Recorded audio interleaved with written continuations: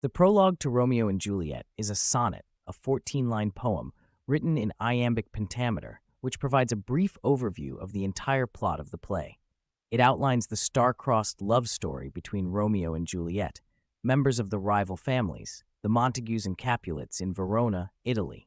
From the very beginning, the prologue gives away the tragic outcome of these young lovers. It states, "A pair of star-crossed lovers take their life, indicating that their destiny is preordained by the cosmos, and their untimely deaths will be the cost of their forbidden love."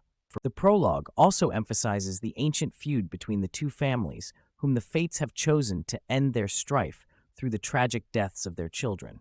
It states, "From ancient grudge break to new mutiny," and "where civil blood makes civil hands unclean," referring directly to the long-standing hatred being acted upon, causing bloodshed and violence in the public streets of Verona.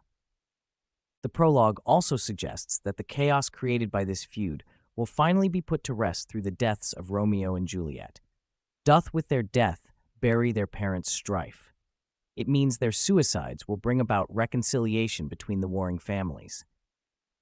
As a final note, the prologue serves to invite the audience to watch the unfolding tragedy that their futile attempts to change their destiny could not avert.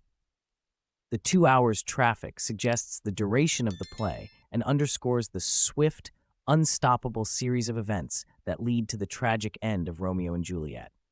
Overall, the prologue acts as an introduction to the themes of love, fate, violence, and inevitability that dominate the tragic tale of Romeo and Juliet.